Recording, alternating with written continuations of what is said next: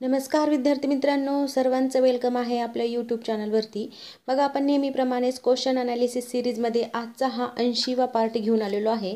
आणि यामध्ये देखील आपण सामान्य ज्ञान म्हणजे GK, GS आणि चालू घडामोडीचे क्वेश्चन इथे आपण कव्हर करणार आहोत. तर बघा, कोणतीही एक्झाम असेल तर त्यामध्ये GSचे क्वेश्चन 25% असतात आणि करंट अफेअरचे देखील क्वेश्चन असतात. तर त्यासाठी आपण प्रत्येक व्हिडिओमध्ये करंट अफेअर तर कव्हर केलेलंच आहे, त्याचप्रमाणे GSचे क्वेश्चन पण इथे कव्हर केलेले आहेत. बघा, आगामी होणाऱ्या TET एक्झाम असेल किंवा तुमची पोलीस भरतीची एक्झाम असेल, कोणतीही एक्झाम असणार तर त्यासाठी हे अशा प्रकारे आपण व्हिडिओ फ्रेम केलेले आहेत, जे की सर्व एक्झामसाठी उपयुक्त ठरू शकतात.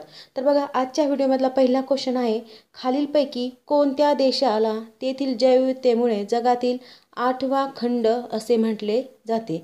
तर बघा, जगातील 8वा खंड असं म्हटलेलं आहे, तर ते कोणतं देश आहे? तर तो आहे मादागास्कर. बघा, हे छोटंसं बेट आहे आणि त्या बेटावरच मादागास्कर हे मोठं शहर वसलेलं आहे किंवा त्यालाच आपण देश असं म्हणतो. तर हा जो देश आहे मादागास्कर, हा 8वा खंड का म्हणून ओळखला आहे? तर जैवविविधतेमुळे. तर जैवविविधता म्हणजे तरी काय? तर बघा, एखादा जो प्रदेश असतो किंवा एखाद्या प्रदेशातील प्रजाती म्हणजे जाती प्रजाती जे असतात, प्राणी जे काय आहे तिथले सजीव, तर प्रजाती आणि तिथली परिसंस्था यांचं सर्वांचं एकत्रीकरण म्हणजे काय? जैवविविधता होय. तर बघा, दुसरा क्वेश्चन आहे आता आपला. तर बघा, दुसरा क्वेश्चन आहे, ब्राह्मोस या क्षेपणास्त्राला खालीलपैकी कोणाचे सहकार्य लाभलेले आहे? तर ब्राह्मोस या क्षेपणास्त्राला कोणाचे सहकार्य लाभलेलं आहे? तर आपलं सेकंड ऑप्शन इथे करेक्ट आहे, रशियाचे सहकार्य इथे लाभलेलं आहे. तर बघा, ब्राह्मोस हे नाव भारताच्या ब्रह्मपुत्रा नदी, कोणती? ब्रह्मपुत्रा नदी आणि रशियाची मॉस्कवा या दोन नद्यांच्या नावावरून हे नाव तयार केलेलं आहे, ब्राह्मोस. तर अशा प्रकारे ब्राह्मोस याला रशियाचं सहकार्य लाभलेलं आहे, कारण तिथली नदी आहे मॉस्कवा. तर बघा, पुढचा क्वेश्चन आहे, चांद्रयान-1 केव्हा प्रक्षेपित करण्यात आले आहे? तर चांद्रयान-1 हे 2009 साली प्रक्षेपित करण्यात आल्यामुळे आपलं तिसरं ऑप्शन इथे करेक्ट आहे. नेक्स्ट क्वेश्चन पाहूया, लोकसंख्या सिद्धांतासाठी खालीलपैकी कोणती व्यक्ती प्रसिद्ध आहे? तर लोकसंख्या सिद्धांतासाठी खालीलपैकी रॉबर्ट माल्थस ही जी व्यक्ती आहे ही प्रसिद्ध आहे. रॉबर्ट माल्थसने एक सिद्धांत मांडला होता. तर त्यांचा सिद्धांत कसा होता? कोणत्याही देशाची लोकसंख्या ही नेहमी भूमितीय गुणोत्तरामध्ये, लोकसंख्या कशा? भूमितीय गुणोत्तरामध्ये वाढते, तर संसाधनाची निर्मिती गणितीय गुणोत्तरामध्ये वाढते. लोकसंख्या भूमितीय श्रेणीमध्ये वाढते आणि तिथली जी संसाधनं असतात ती गणितीय गुणोत्तरामध्ये वाढते. अशा प्रकारे त्यांनी हा लोकसंख्येचा सिद्धांत मांडला होता. तर बघा, पुढचा क्वेश्चन आहे, ॲनेमोमीटर या उपकरणाने खालीलपैकी काय मोजले जाते? बघा, ॲनेमोमीटरने वाऱ्याचा वेग मोजला जातो, म्हणजेच तिसरं ऑप्शन आपलं इथे करेक्ट आहे, वाऱ्याचा वेग हा ॲनेमोमीटरने मोजला जातो. तसंच पाण्याच्या प्रवाहाची गती कशाने मोजली जाते? तर पाण्याच्या प्रवाहाची गती ही क्यूमेक एककात मोजली जाते.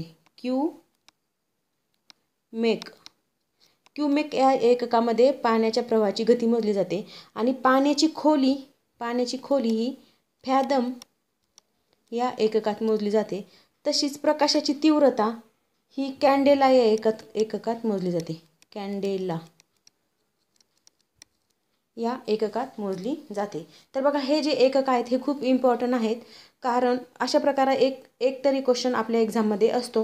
त्यामुळे हे 4 जे दिलेले आहेत तुम्हाला, हे तुम्ही तुमच्या नोटबुकवर लिहून ठेवा, कारण खूप इम्पॉर्टंट आहे. तर बघा, पुढचा प्रश्न पाहूया आता, नागार्जुन सागर धरण हे खालीलपैकी कोणत्या राज्यात आहे? तर नागार्जुन सागर हे धरण कोणत्या राज्यात आहे? तर ह्याचं करेक्ट आन्सर आहे 2 नंबरचा ऑप्शन, आंध्र प्रदेश या राज्यात नागार्जुन सागर हे धरण असून कृष्णा नदीवर आहे. कोणत्या? कृष्णा नदीवर. हे पण लक्षात असू द्या मित्रांनो, कारण अशा प्रकारचं जे आपण ॲनालिसिस पाहतो ते याच्यासाठीच पाहतो की चारही बाजूनी किंवा चारही अँगलने आपला अभ्यास व्हावा आणि एक्झाममध्ये जर अशा प्रकारे क्वेश्चन आले तर ते टॅकल व्हावेत, यासाठीच आपण क्वेश्चन ॲनालिसिस सिरीज इथे चालू केलेली आहे. ज्यांचं कोणी, बघा, अशा प्रकारची संधी खूप म्हणजे दुर्मिळ योग समजावा लागेल, कारण एकाच वर्षात 2दा पोलीस भरती होत आहे मित्रांनो. याचा फायदा तुम्ही नक्कीच घेतला पाहिजे, कारण आत्ताच एक्झाम झालेली असून लगेच सेकंड टाईम पण आपल्याला परिपत्रक भेटलेले आहेत काही, आणि आचारसंहितेच्या पूर्वी तुमची जाहिरात डिक्लेअर होणार आहे. त्यामुळे सर्वांनी तयारी करणं खूप गरजेचं आहे. आणि ज्यांचे रिझल्ट मागच्या 1-2 मार्कांनी हुकलेले असतील त्यांनी हार न मानता आता पुन्हा नव्याने नव्याने जोमाने अभ्यासाला लागून अशा प्रकारे तुम्ही तयारी करायला हरकत नाही. कारण पाठीमाग ज्यांनी कोणी एक्झाम दिलेली आहे त्यांनी जर आपल्या अनालिसिसची सिरीज पाहिलेली असेल तर त्यांना नक्कीच त्यांना फायदा झालेला आहे. तर तुम्ही ही सिरीज नक्की पहा, जेणेकरून तुम्हालाही अशा प्रकारे फायदा होईल. तर बघा पुढचा क्वेश्चन आहे, हिमालयन पर्वतरांगा या खालीलपैकी कोणत्या राज्याचा भाग नाहीत? तर हिमालयन पर्वतरांगा जी आहे आपला इंडिया, आता बघा इथे मी नकाशा काढून दाखवते. तर हा जो आपला भारत देश आहे, इकडे अशा प्रकारे इथे ही हिमालयन पर्वतरांगा आहे. तर ही हिमालयन पर्वतरांगा आहे आणि हे जे याच्यामध्ये जे राज्य आहे, तर कोणत्या राज्याचा याच्यामध्ये सहभाग नाही किंवा भाग नाही असं विचारलं आहे, तर त्याचं करेक्ट आन्सर आहे उत्तर प्रदेश या राज्याचा त्याच्यामध्ये भाग नाही. कारण उत्तराखंड इथे येतं, तर उत्तराखंडमध्ये हिमालय पर्वतरांग आहे, सिक्कीममध्ये देखील आहे, तसंच हिमाचल प्रदेशमध्ये देखील हिमालय पर्वतरांग आहे. फक्त ऑप्शन आहे 2 नंबर. तर बघा पुढचा प्रश्न आहे, भारतात ग्रीष्म काळातील मान्सूनच्या प्रवाहाची सामान्य दिशा खालीलपैकी कोणती आहे? तर प्रथमतः ग्रीष्म काळ म्हणजे कोणता काळ हे आपल्याला समजलं पाहिजे. ग्रीष्म काळ म्हणजे कोणता काळ?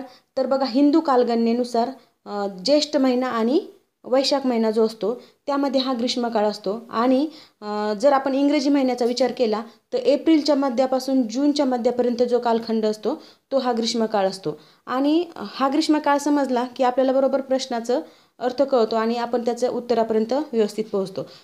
तर प्रश्न काय विचारला, भारतात ग्रीष्मकाळातील मान्सूनच्या प्रवाहाची सामान्यतः दिशा खालीलपैकी कोणती आहे? तर ह्याचं करेक्ट आन्सर आहे नैऋत्येकडून ईशान्येकडे या टायमिंगला वारे वाहत असतात. तर त्यामुळे आपलं करेक्ट आन्सर आहे 4 नंबरचं ऑप्शन. तर बघा पुढचा प्रश्न आहे आपला, खालीलपैकी कोणत्या देशातून विषुववृत्त म्हणजेच इक्वेटर जात नाही? तर बघा विषुववृत्त जे आहे इक्वेटर म्हणतो आपण त्याला, तर कोणत्या देशातून जात नाही असं प्रश्न विचारला आहे. तर त्याचं करेक्ट आन्सर आहे 2 नंबरचं ऑप्शन मेक्सिको या देशातून ते जात नाही, परंतु जातं कुठून कुठून, केनिया, तसंच इंडोनेशिया आणि ब्राझील यामधून हे विषुववृत्त जात आहेत. तर बघा पुढचा क्वेश्चन आहे, खालीलपैकी कोणत्या शहराला कालव्याचे शहर म्हणजे सिटी ऑफ कॅनल्स म्हटले जाते? तर सिटी ऑफ कॅनल्स कोणाला म्हटलं जातं? तर त्याचं करेक्ट आन्सर आहे 3 नंबरचं ऑप्शन वेनिस या शहराला कालव्याचे शहर म्हणून ओळखले जाते. तर वेनिस हे शहर कुठे आहे? तर हे आहे इटलीमध्ये. इडली नाही नाहीतर इडलीच खायला मागाल. तर इटलीमध्ये हे अशा प्रकारे शहर आहे. तर बघा पुढचा प्रश्न आहे, सर्वात मोठा किनारा कोणत्या देशाला लाभलेला आहे? सर्वात मोठा किनारा कोणत्या देशाला लाभलेला आहे? त्याचं करेक्ट आन्सर आहे 3 नंबरचं ऑप्शन कॅनडा या देशाला सर्वात मोठा किनारा लाभलेला आहे. तर भारताचा जर विचार केला आपण, भारतात सर्वाधिक समुद्रकिनारा कोणत्या राज्याला लाभलेला आहे? तर तो आहे गुजरात राज्याला. गुजरात या राज्याला सर्वाधिक किनारा लाभलेला आहे. तर बघा पुढचा क्वेश्चन आहे, जगात ॲल्युमिनियमचे जास्तीत जास्त उत्पादन करणारा देश कोणता? तर ॲल्युमिनियम हा एक धातू आहे आणि याचे जास्तीत जास्त उत्पादन करणारा देश विचारला आहे. तर त्याचं करेक्ट आन्सर आहे USA म्हणजेच अमेरिका. 3 नंबरचं उत्तर आपलं करेक्ट आहे. पुढचा प्रश्न पाहूया आता, पेनाईन कुठे आहे? युरोपमध्ये. ॲप्लेशियन हा पर्वत कुठे आहे? अमेरिकामध्ये. तसंच अरवली जो की भारतात आहे. ही उदाहरणे खालीलपैकी कोणत्या पर्वताच्या प्रकाराची आहेत? तर बघा पेनाईन, ॲप्लेशियन आणि अरवली हे पर्वत आहेत आणि त्याचा कोणता प्रकार आहे असं विचारले आपल्याला. तर हे सर्व प्राचीन पर्वत आहेत, म्हणजेच 2 नंबरचं उत्तर आपलं करेक्ट आहे. तर बघा पुढचा प्रश्न आहे, महाराष्ट्र राज्यात 1 ऑगस्ट रोजी कोणता दिन साजरा करण्यात येतो? तर 1 ऑगस्ट रोजी महसूल दिन साजरा करण्यात येतो, म्हणजेच डी ऑप्शन येथे करेक्ट आहे. तर महसूल दिन तर 1 ऑगस्टला साजरा केला जातो, परंतु महसूल पंधरवाडा देखील साजरा केला जातो. मग महसूल पंधरवाडा कधी असतो? तर 1 ऑगस्टपासून तर तो असतो 15 ऑगस्टपर्यंत. 1 ऑगस्ट ते 15 ऑगस्ट असा 15 दिवसाचा हा पंधरवाडा महसूल पंधरवाडा म्हणून साजरा केला जातो. पुढचा क्वेश्चन आहे, जगातील पहिला थेरियम आधारित न्यूक्लिअर पॉवर प्लांट कोणत्या देशात स्थापन करण्यात येत आहे? तर बघा अशा प्रकारे न्यूक्लिअर पॉवर प्लांट हा चीनमध्ये स्थापन करण्यात येत आहे, म्हणजेच आपलं बी ऑप्शन येथे करेक्ट आहे. नेक्स्ट क्वेश्चन पाहूया, लडाखमधील शिंकुनला बोगद्याचे उद्घाटन कोणाच्या हस्ते करण्यात आले? तर बघा शिंकुनला हा जो बोगदा आहे याचे उद्घाटन कोणाच्या हस्ते करण्यात आलेलं आहे? तर ते आहे नरेंद्र मोदी यांच्या हस्ते ह्याचं उद्घाटन करण्यात आलेलं आहे. तर हा बोगदा एकूण किती किलोमीटर लांबीचा आहे? तर तो आहे 4.1 किलोमीटर लांबीचा. एवढा तो लांब असून तो लडाख ते हिमाचल प्रदेश दरम्यान बांधण्यात आलेला आहे. कुठे? लडाख ते हिमाचल प्रदेश येथे तो बांधण्यात आलेला आहे. तर बघा आता नेक्स्ट क्वेश्चन पाहूया आपण,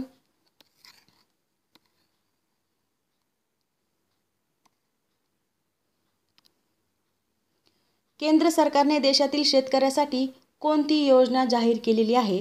तर बघा, केंद्र सरकारने देशातील जे शेतकरी आहेत त्यांच्यासाठी डिजिटल कृषी मिशन ही योजना जाहीर केलेली आहे. डिजिटल कृषी मिशन म्हणजेच पहिलंच ऑप्शन आपलं इथे करेक्ट आहे. तर या योजनेसाठी केंद्र सरकारने 2817 कोटी, किती 2817 असे पण प्रश्न MPSCने पण विचारलेले आहेत. आकडा पण विचारतात कधी कधी, त्यामुळे आपलं नजरेखालून गेलेलं कधीही उत्तम. तर आणि ही योजना कशी जास्त फेमस असल्यामुळे त्याला किती खर्च आला असं पण विचारू शकतात आपल्याला. तर डिजिटल कृषी मिशनसाठी 2817 कोटी रुपयांची तरतूद करण्यात आलेली आहे. तर बघा पुढचा प्रश्न आहे, पॅरिस पॅरा ऑलिम्पिक स्पर्धेत भारताने सुमित अंतिलने कोणते पदक जिंकले आहे? तर सुमित अंतिलने पॅरा ऑलिम्पिक स्पर्धेमध्ये सुवर्ण पदक जिंकले होते, म्हणजेच पहिलं ऑप्शन करेक्ट आहे. तर हा सलग 2 वेळेस पॅराऑलिम्पिक स्पर्धेमध्ये सुवर्णपदक पटकावणारा सुमित अंतिल हा अशा प्रकारचा पहिला भारतीय भालाफेकपटू ठरलेला आहे. त्यामुळे ही खूप इम्पॉर्टंट करंट अफेअरची ही जी गोष्ट आहे ती खूप इम्पॉर्टंट आहे, किंवा हा जो क्वेश्चन आहे ते खूप इम्पॉर्टंट आहे. अशा प्रकारे क्वेश्चन तुम्ही तुमच्या नोटबुकवर लिहून ठेवू शकता, किंवा जर वारंवार व्हिडिओ पाहिले तर तुम्हाला नोटबुकमध्ये पण लिहायची गरज पडणार नाही. तर बघा पुढचा क्वेश्चन आहे, पॅरा ऑलिम्पिक स्पर्धेत भारताच्या निषाद कुमारने कोणते पदक जिंकले आहे? तर बघा, पॅरा ऑलिम्पिक स्पर्धेचाच हा देखील क्वेश्चन आहे, आणि बऱ्याचदा पॅरा ऑलिम्पिकवर आपल्याला क्वेश्चन येतात. तर निषाद कुमारने कोणते पदक जिंकले होते? तर ह्याचं करेक्ट आन्सर आहे रौप्य पदक, म्हणजे सी ऑप्शन आपल्या इथे करेक्ट आहे. हे रौप्य पदक उंच उडी या खेळात त्यानं पटकावले होते. कोणत्या खेळात हे पण लक्षात असू द्या, तर उंच उडी या खेळामध्ये त्यांनी अशा प्रकारे हे पदक मिळवलेलं आहे. तर बघा नेक्स्ट क्वेश्चन आहे, राष्ट्रीय ई गव्हर्नन्स परिषद. हा क्वेश्चन तो खूपदा येतो, कारण ही परिषद जेव्हा जेव्हा झालेली आहे त्याच्यावर खूपदा क्वेश्चन पण विचारलेला आहे. राष्ट्रीय ई गव्हर्नन्स परिषद 2024 कुठे आयोजित करण्यात आलेली आहे? तर ह्याचं करेक्ट आन्सर आहे डी ऑप्शन, म्हणजेच मुंबई येथे ही परिषद आयोजित करण्यात आलेली आहे. आणि ही परिषद 3 व 4 सप्टेंबर रोजी मुंबईत जिओ वर्ल्ड कन्व्हेन्शन सेंटर येथे आयोजित केली होती. तर बघा मित्रांनो, अशा प्रकारे आपण इथे 20 क्वेश्चन घेतलेले आहेत, जे की खूप इम्पॉर्टंट आहेत. आणि तुम्हाला हा व्हिडिओ आवडला असेल तर आपल्या चॅनलला नक्की लाईक, शेअर आणि सबस्क्राईब करा. आणि मित्रांनो, कधी हार मानू नका, कारण मागच्या वेळेस जे कोणी 1-2 मार्कांनी हुकलेले आहेत त्यांनी जर अशा प्रकारे व्हिडिओतून अभ्यास केला, सगळ्या जे गोष्टी आहेत त्याच्यातून व्यवस्थित प्रकारे प्लॅनिंग करून जर अभ्यास केला तर नक्की आपल्याला यश प्राप्त होऊ शकतो. त्यामुळे कधी हार मानायची नाही, आणि सातत्य ठेवलेलं कधी उत्तम राहतं. त्यामुळे नक्कीच आपल्याला ह्याच्यातून फायदा होणार आहे. तर थँक्यू व्हेरी मच.